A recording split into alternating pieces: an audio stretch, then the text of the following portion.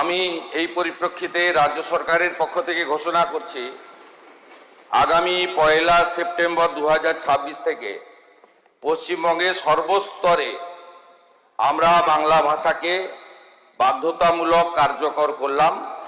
আমাদের সরকারের পক্ষ থেকে এই সময়কালে অনুবাদক বা অন্যান্য যে বিষয় থাকবে সেগুলো করা।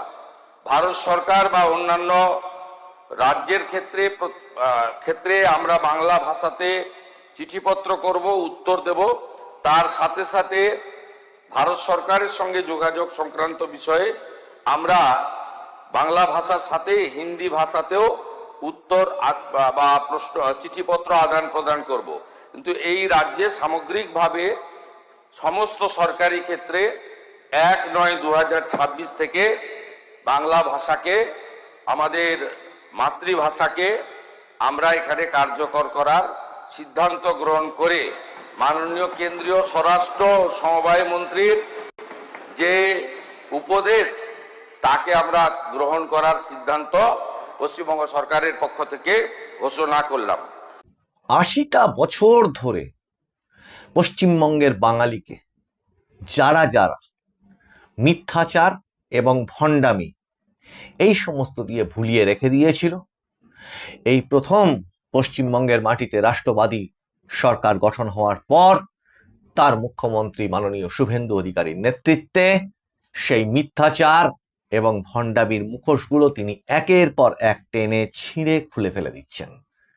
ফলত ওই অবশিষ্টের অবশিষ্টাংশ বা অবশিষ্টাংশের অবশিষ্টাংশ হিসেবে যে সমস্ত তথাকথিত বিরোধী তাদের সেই অবশিষ্টাংশগুলো পড়ে আছে, তাদের মূল যে ইস্যুগুলো ছিল সেগুলোও ভোঁতা হয়ে যাচ্ছে। তার মধ্যে অন্যতম কি ছিল তাকে দেখে নেওয়া যাক। যে বিজেপির বিরুদ্ধে এদের মূল অভিযোগগুলো কি ছিল। বিজেপি হচ্ছে একটি সাম্প্রদায়িক দল। ভদ্রলোকে বিজেপি করে নাকি? বিজেপি দাঙ্গাবাজ। আর শেষের দিকে আরো এক কদম বাড়িয়ে বিজেপি বাংলা বিরোধী, বিজেপি বাংলা ভাষা বিরোধী, বিজেপি বাঙালিদের বিরোধী, বিজেপি হচ্ছে বহিরাগতদের দল। এই সমালোচনাগুলো কান খুলে, দুকান খুলে পশ্চিমবঙ্গের বাঙালি দীর্ঘদিন ধরে শুনেছে। আর একের পর এক সেই মুখোশগুলো ধীরে ধীরে খসে পড়েছে। বন্দে মাতরম। নমস্কার, মানুষের ভাষায় আপনাদের সকলকে স্বাগত। আমি প্রবীর রায়চৌধুরী আপনাদের সাথে। দুধ কা দুধ, পানি কা পানি। সত্য একদিন না একদিন ফুটে বেরোয়, তার জয় হয়। আজ বিধানসভায় মুখ্যমন্ত্রী শুভেন্দু অধিকারী তিনি যা ঘোষণা করলেন তা তো এতদিন পর্যন্ত এই 80টা বছর ধরে যে সরকার এসেছে, বাঙালি, বাংলা ভাষা প্রীতি এই সমস্ত দেখিয়ে যারা বাজার গরম করেছিলেন এতদিন ধরে, তাদের গালে সপাটে একটি চপেটাঘাত, বা বলা ভালো তাদের মুখোশগুলোর মুখ থেকে খুলে এবার সামনে ফেলে দিলেন। জনগণ এবার তাদের মুখগুলো দেখুক। আজকে মুখ্যমন্ত্রী ঘোষণা করলেন, তাও কার অনুরোধে? মাননীয় স্বরাষ্ট্রমন্ত্রী অমিত শাহের অনুরোধে। স্বরাষ্ট্রমন্ত্রী, গৃহমন্ত্রী তিনি মুখ্যমন্ত্রী শুভেন্দু অধিকারীকে অনুরোধ জানিয়ে একটি চিঠি দেন। সেই চিঠি তিনি আজকে বিধানসভায় জানান সেটি, এবং বিস্তারিতভাবে সেটি পরবর্তীকালে কি কি স্টেপ নেওয়া হচ্ছে এ ব্যাপারে সেগুলোও জানিয়ে ঘোষণা করেন যে পশ্চিমবঙ্গে 1 সেপ্টেম্বর, এই সামনের 1 সেপ্টেম্বর থেকে যত সরকারি কাজ কর্ম যাবতীয় যা কিছু সবকিছু বাংলাতেই হবে। এবার সেই বাংলাতে যা এতদিন ধরে ইংরাজিতে চলে আসছিল বিভিন্ন দপ্তরে, সেগুলোকে, তার মধ্যে কিছু প্রতিশব্দ আছে যে প্রতিশব্দগুলোর ট্রান্সলেশন প্রয়োজন, বাংলায় অনেক সময় ইংরেজির কোনো একটি শব্দ যেটি চালু রয়েছে সেটির সঠিক বাংলা ট্রান্সলেশন বা প্রতিশব্দ সেটা কোনটা হবে, আইনত কোনটা ঠিক হবে, সেগুলো নিয়ে বিস্তারিতভাবে তার রূপরেখা মুখ্যমন্ত্রী আজকে জানালেন। তার জন্য সফটওয়্যার ডেভেলপমেন্ট, অ্যাপের ডেভেলপমেন্ট, নতুন পোর্টাল, সেগুলো সম্পর্কে তিনি যেমন জানালেন, তেমনি এটাও জানিয়ে দিলেন এই বাংলার সাথে সাথে হিন্দিও চলতে থাকবে রাষ্ট্রভাষা।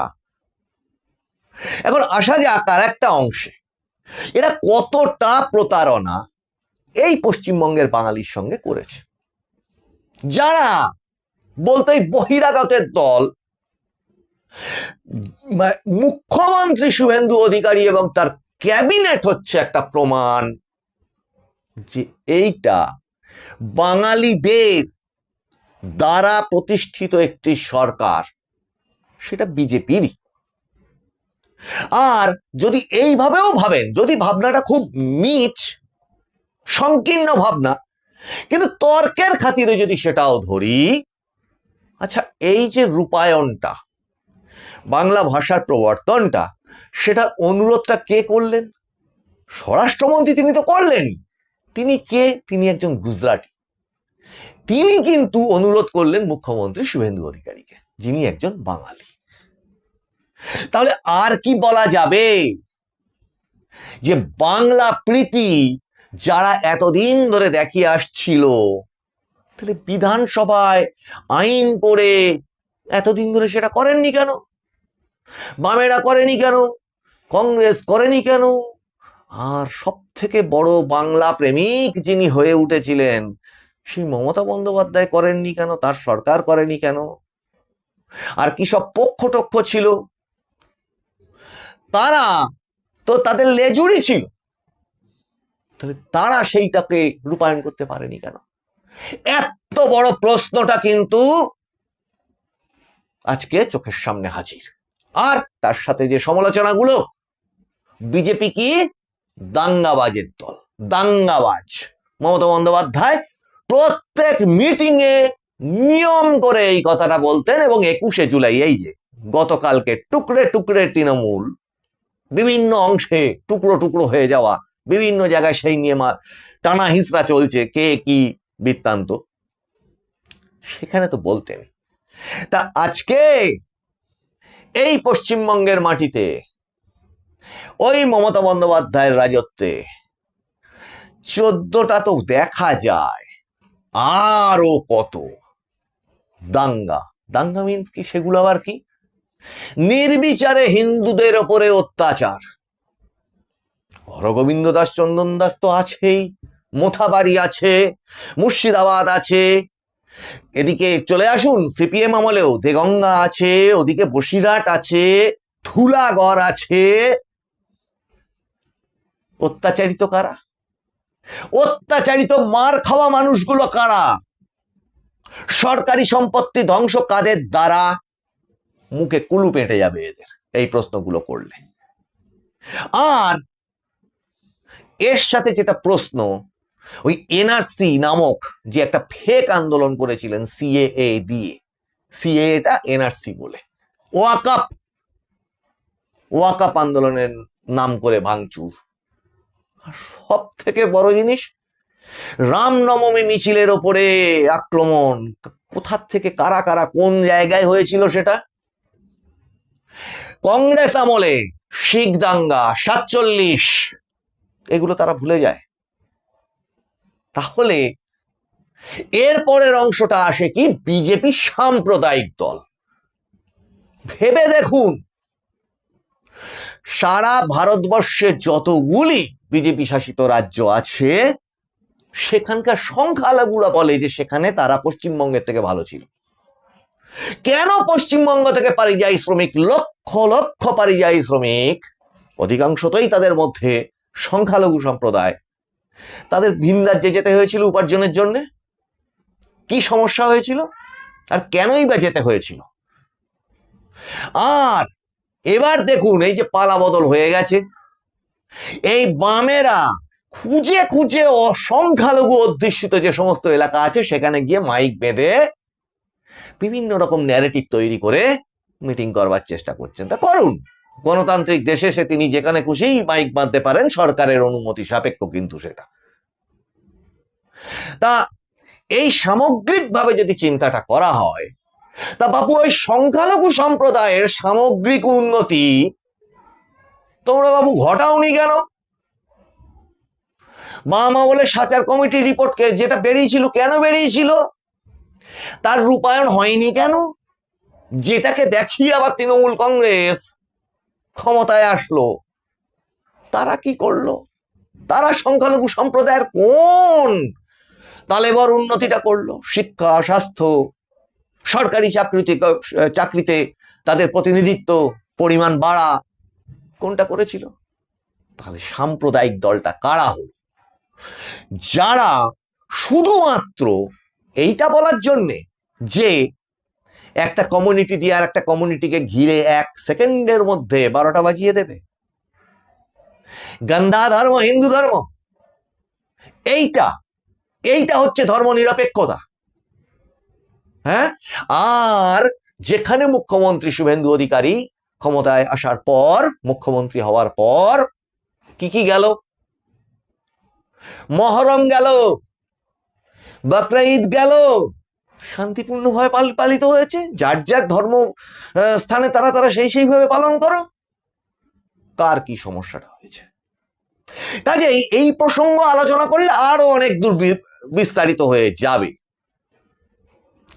এরা এতটাই মিথ্যাচার এই পশ্চিমবঙ্গের সঙ্গে করে গেছে, আজকে এই বাংলা ভাষাকে শুধুমাত্র এই সরকারি ক্ষেত্রে এটা স্বীকৃতি না, এটা এক প্রকারের কি বলবো, মান্যতা বলুন বা যা কিছু, স্বীকৃতি তো একটা বাংলা ভাষার প্রতি মানে বটেই। আর এই বিজেপি সরকারই কিন্তু কেন্দ্রে বাংলা ভাষাকে স্বীকৃতি দিয়েছে ধ্রুপদী ভাষা হিসেবে। এগুলো সব ভুলে গেলে চলবে? আর তারপরেও এরা আরো গলা শির ফুলিয়ে, এদের বলবার মতো আর কোনো মুখ কি অবশিষ্ট পড়ে থাকলো? শুধু দর্শকবৃন্দ, সেই জন্যই বলেছি যে মুখ্যমন্ত্রী শুভেন্দু অধিকারী, ওদিকে অমিত শাহ, ওদিকে নরেন্দ্র মোদী প্রধানমন্ত্রী, স্বরাষ্ট্রমন্ত্রী, মুখ্যমন্ত্রী এবং সামগ্রিক দলগতভাবে বিজেপি যে কাজগুলো করছে, যে গতিতে করছে, বিরোধীদের মিথ্যাচার, তাদের সেই মিথ্যাচারের যে পালের হাওয়া সব শেষ। তাদের ওই গ্যাস বেলুন সব লিক করে দিচ্ছেন, বেলুন চুপসে শেষ। শুধু দর্শকবৃন্দ, এই এপিসোডগুলো আপনাদের ভালো লাগলে আপনারা লাইক, শেয়ার, কমেন্ট করুন, সাবস্ক্রাইব করুন, নোটিফিকেশনটাকে একটু অন রাখুন। আপনাদের সঙ্গে আমি প্রবীর রায়চৌধুরী এতক্ষণ ছিলাম। আপনাদের সঙ্গে আবার দেখা হবে সামনের এপিসোডে, অনেক তথ্যবহুল এপিসোড নিয়ে। আপনারা নজর রাখুন মানুষের ভাষার পর্দায়, কারণ মানুষের ভাষা সবার মনের কথা বলে। বন্দে মাতরম, নমস্কার।